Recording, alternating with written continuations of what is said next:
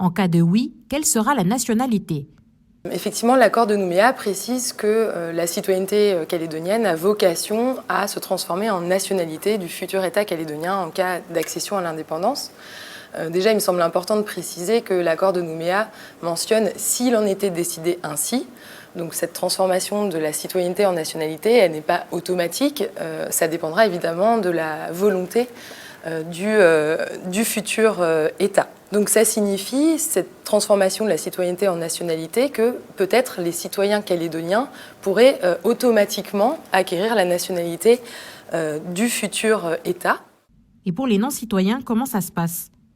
Des résidents actuels de Nouvelle-Calédonie qui ne sont pas citoyens calédoniens et donc peut-être qui ne seront pas automatiquement considérés comme des nationaux du futur État, s'ils souhaitent accéder à la nationalité de l'État nouvellement créé, à ce moment-là, ils devront faire une demande d'accession à la nationalité qui devra remplir les conditions qui seront posées par le futur État. Et donc on en revient toujours un peu aux mêmes limites de cette discussion, dans le sens où il faudra bien sûr que ce nouvel État précise les conditions dans lesquelles il accepte de naturaliser des personnes, c'est-à-dire de faire entrer des personnes dans sa nationalité.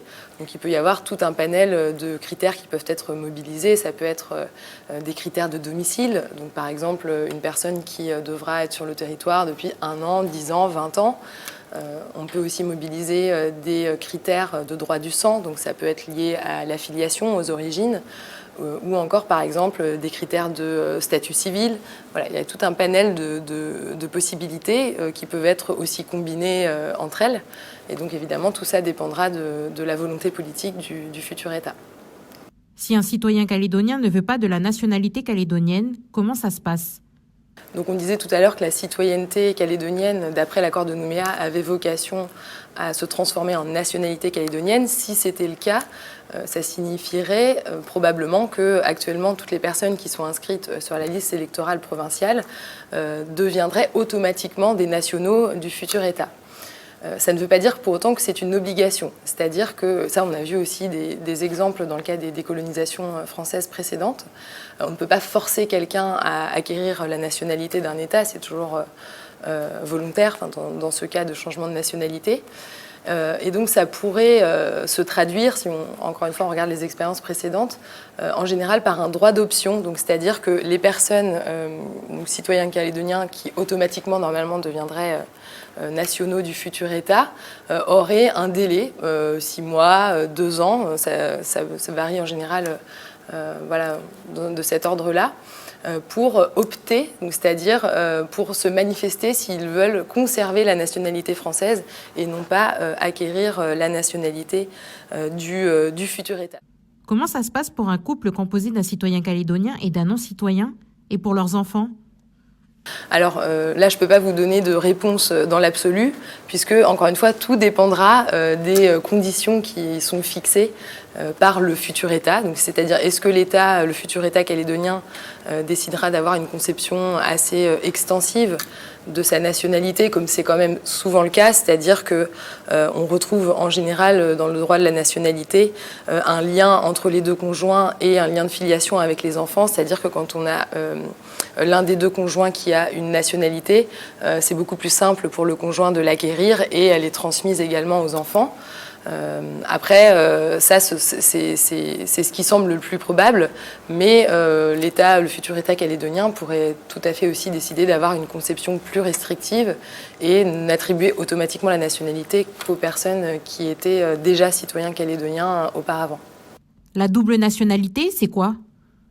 Déjà, la double nationalité, elle repose sur le fait que l'État accepte les cas de double nationalité. Donc concrètement, la Nouvelle-Calédonie, en tant qu'État souverain, comme je l'expliquais déjà tout à l'heure, décidera quelles sont les conditions d'accession à sa nationalité.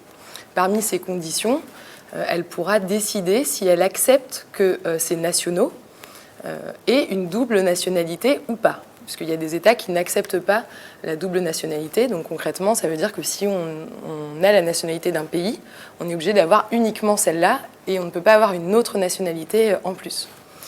Donc ça, déjà, ce sera un choix à faire de la part de la Nouvelle-Calédonie. Est-ce qu'elle accepte ou pas la double nationalité? En cas de oui, est-ce qu'il sera possible d'avoir la double nationalité? Juridiquement, rien n'empêche que l'ensemble des Calédoniens aient la nationalité du nouvel État et la nationalité française, en théorie. Sauf que lorsqu'on lit le document sur les conséquences du oui et du non qui a été produit par l'État, l'État précise bien que la nationalité française ne sera pas conservée par l'ensemble des Calédoniens. Donc il restera encore à définir les critères des personnes qui pourront conserver la nationalité française, en plus de la nationalité calédonienne. Donc ça, cette fois-ci, ce sera une prérogative de l'État français.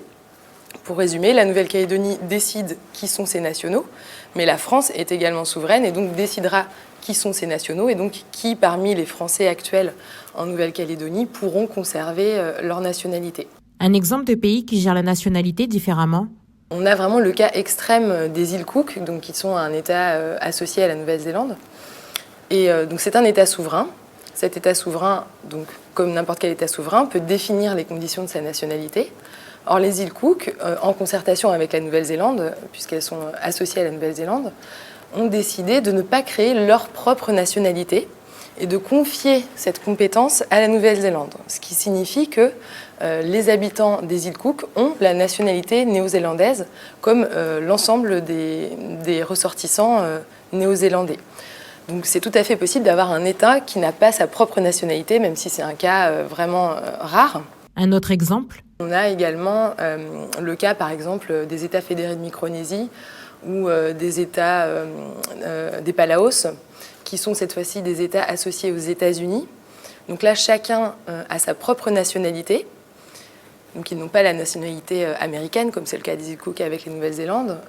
En revanche, donc ils ont leur propre nationalité, mais du fait des liens d'association très resserrés avec les États-Unis, ils ont une possibilité d'accéder totalement librement au territoire américain, d'y travailler, d'y faire leurs études, de s'installer, sans avoir besoin de visa, comme c'est le cas des autres personnes étrangères. Donc en réalité, ils sont considérés comme des étrangers très spéciaux qui ont un accès très facilité au territoire américain. Et inversement, les Américains peuvent eux aussi accéder comme des non-étrangers, on va dire, à ces territoires auxquels ils sont associés.